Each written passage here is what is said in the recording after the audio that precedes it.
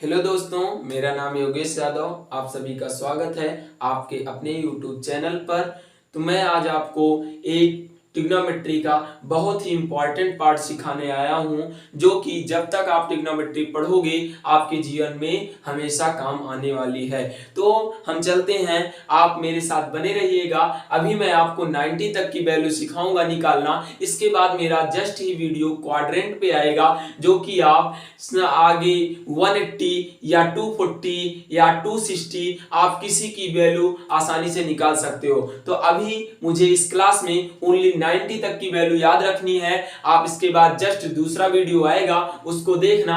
आपको अगर ये सारी चीजें तैयार हो गई तो आप ट्रिग्नोमेट्री में महारत हासिल कर लोगे। आप मेरे साथ अंत तक बने रहना। इस वीडियो में मैं आपको 90 तक की वैल्यू याद करा के ही छोड़ूंगा। तो चलिए दोस्तों, मैं देखता हूं। यहाँ पे आपको केवल दो वैल्यू याद करना बताऊंगा कि आपको दो वैल्यू याद करनी है। उसके बाद मैं आपको सारी वैल्यूज को निकालना सिखाऊंगा। तो चलिए देखते हैं कौन कौन सी दो वैल्यू मुझे याद करने के रखना है। क्या साइन जीरो, साइन जीरो की वैल्यू मुझे पता है कितनी होती है, जीरो। ऐसे साइन 30 की वैल्यू पता है कितनी होती है, 1/2। साइन 45 की क्या होती है, 1/√2।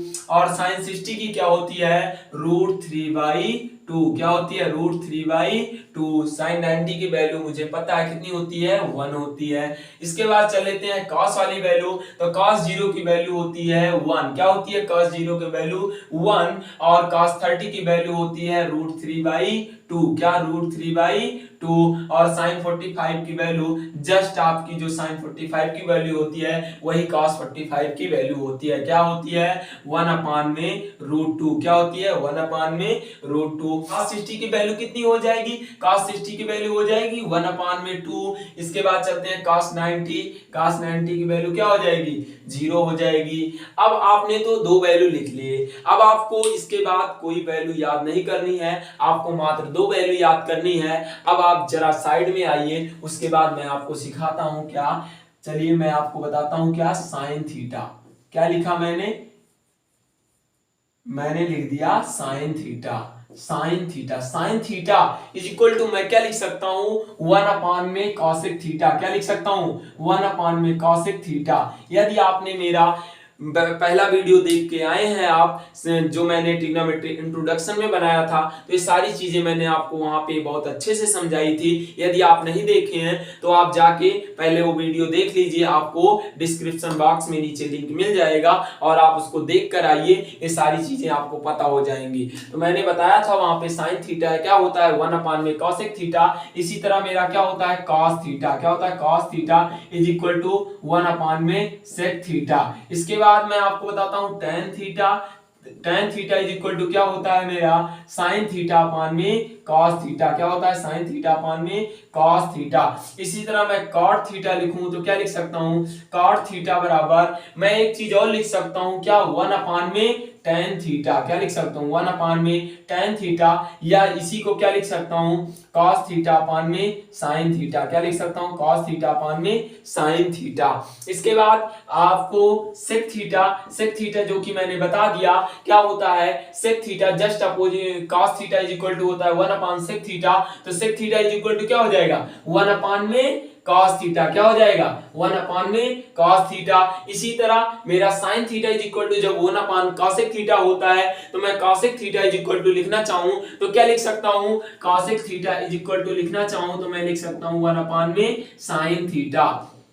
आई होप आपको इतना समझ में आया होगा। ये चीजें मैंने पहले भी वीडियो में बताई थी। तो आपको इतनी सारी चीजें याद रखनी है। यहाँ पे आपको ज्यादा कुछ नहीं, आपको यहीं तक की याद रखनी है। इसके बाद तो सर जस्ट वही पलटा जा रहा है। देखो कॉट थीटा को 1/tan थीटा कर दिया गया।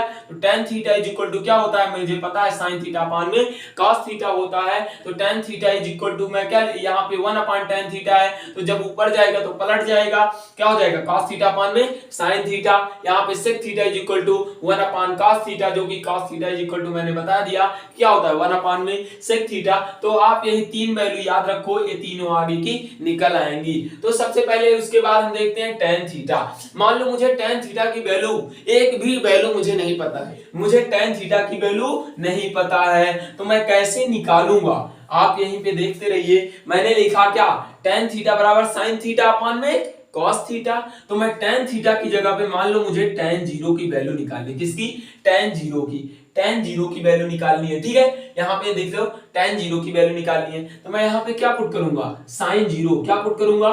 sin जीरो, क्या पुट करूंगा? sin जीरो अपान में cos जीरो, क्या? cos zero. इतना पता हो गया। मैं क्या पुट करूंगा यहाँ पे देखो थीटा था, अब साइन tan जीरो हुआ, यहाँ पे भी जीरो हो गया और यहाँ पे भी जीरो हो गया।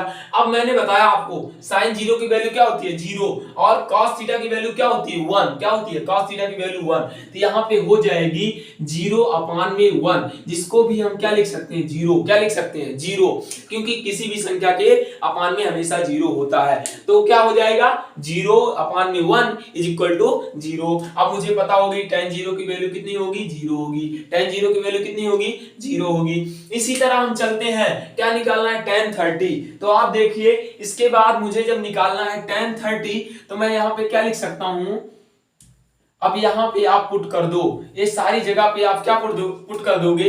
tan 30, यहाँ पे भी tan 30, यहाँ पे भी sin 30 और यहाँ पे cos 30। तो इसके बाद sin 30 की वैल्यू मुझे पता है, मैंने पहले ही बता दिया कितना होता है? 1 अपान में 2। क्या होता है? 1 अपान में 2। क्या होता है? 1 अपान में 2। अब cos थीटा नीचे है, तो इसकी वैल्यू जब नीचे आएगी, देखो cos थीटा की वैल्यू cos 30 की वैल्यू मैंने बताया कितना होता है? √3/2। कितना होता है? √3/2। अब देखो ये जो वैल्यू नीचे है, ये नीचे ऊपर जाएगी तो पलट जाएगी। अभी डिवाइड में है, जब ऊपर जाएगी मल्टीप्लाई में होगी, तो मल्टीप्लाई में होने के बाद क्या हो जाएगी? ये वैल्यू हमारी पलट जाएगी। तो यहाँ पे 1 अपान 2 और यहाँ पे 2 अपान में √3। कितना हो जाएगी? 2 अपान में √3। तो 2 से 2 आपका कैंसिल हो जाएगा। कितना आ जाएगा? 1 अपान में √3। तो tan 30 की वैल्यू मुझे मिल गई क्या? 1 अपान में √3। क्या मिल गई? 1 अपान में √3। इतना तो आपको समझ में आया होगा। इसके बाद जस्ट ही हम tan 45 पे चलते हैं। तो tan 45 की मैंने बताया क्या है? tan 45 की वैल्यू 1 अपान में √2। जब आप इसे लिखोगे, क्या लिखोगे? यहाँ पे मान लो आपको tan 45 की वैल्यू निकालना है, तो यहाँ पे आपने पुट कर दिया tan 45 और यहाँ पे sin 45 और यहाँ पे cos 45। मैंने बताया sin 45 की क्या होती है? 1 अपान में √2 और cos 45 की 1 अपान में √2। जब ये ऊपर जाएगी वैल्यू पलट जाएगी, तो √2 अपान में 1, √2 से √2 कैंसिल इज इक्वल टू कितना आ जाएगा? 1। तो मुझे पता हो गया tan 45 की वैल्यू कितनी होती है? 1 होती है। इसी तरह tan 60 की मान लो मुझे वैल्यू नहीं पता है, तो अब आप कैसे निकालोगे? तो tan 60 की वैल्यू भी आप निकालना सीख लो। sin 60 अपान में cos 60। तो sin 60 की वैल्यू आपको पता है कितना होती है? √3/2। कितना होती है? √3/2। और cos 60 की वैल्यू पता है क्या होती है? 1 अपान में 2। अब आप इसको पलट दो, कितना हो जाएगा? √3/2 और ये क्या हो जाएगा? 2/1। 2 से 2 कैंसिल, कितना आ गया मेरा? √3। कितना आ गया? √3। तो tan 60 की वैल्यू क्या आ जाएगी? √3। इसके बाद हम चलते हैं tan 90 की। अब आप यहाँ पे थोड़ा सा ध्यान रख देना मेरे साथ। अब मुझे क्या निकालना है? tan 90। क्या निकालना है? tan 90। अब देखो sin 90 और यहाँ पे भी cos 90। अब देखो यहाँ पे sin 90 की वैल्यू मुझे पता है कितनी होती है? 1। और cos 90 की पता है क्या होती है? 0।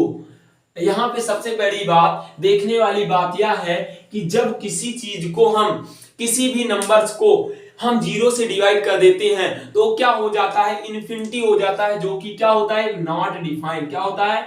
Not defined. कहीं पे भी आपको किसी भी संख्या को यदि 0 से डिवाइड करने के लिए बोला जाए, तो आपका क्या हो जाएगा? नॉट डिफाइंड, जो कि हम इन्फिनिटी से रिप्रेजेंट करते हैं। तो यहाँ पे मैं क्या लिख सकता हूं? इन्फिनिटी। क्या लिख सकता हूं? इन्फिनिटी। अब आपको ये समझ में आ गया होगा कि मैं किसी भी संख्या को या 0 से मैं डिवाइड करूं तो कितना आ जाएगा? मेरा इन्फिनिटी आ जाएगा। अब आपको इतना ही कष्ट करना था। आप क्या ने बताया आपको साइन थीटा को क्या लिख सकते हो 1 में कॉसेक थीटा। तो क्या लिख सकता हूं मैं इसको, तो क्या लिख सकता हूं कॉसेक थीटा बराबर क्या लिख सकता हूं 1 में साइन थीटा। क्या लिख सकता हूं 1 में साइन थीटा। इसी तरह मैं सेक थीटा की वैल्यू निकालना चाहूं तो क्या लिख सकता हूं 1 में कॉस थीटा। क्या लिख सकता हूं 1 में कॉस थीटा। इसी तरह मुझे वैल्यू किसकी निकालनी है टेन थीटा की। मैंने अभी आपको बताया था टेन थीटा बराबर क्या लिख सकते हो आप 1 में कॉट थीटा। यदि आपको कॉट थीटा निकालना है तो कॉट थीटा बराबर क्या लिख सकते हो 1 में टेन थीटा। अब आपको इतनी चीजें याद रखनी है इसमें। ये आपको मैं यहां से वैल्यू आपको बताऊंगा। तो देखिए यहां से चलते हैं कॉट थीटा। क्या चलते हैं कॉट थीटा। मैंने बताया टेन थीटा की वैल्यू पता है आपको 0। मैं यहीं पे बता देता हूं आपको,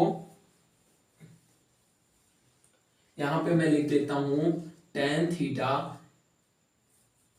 cot theta is equal to 1 में टेन थीटा।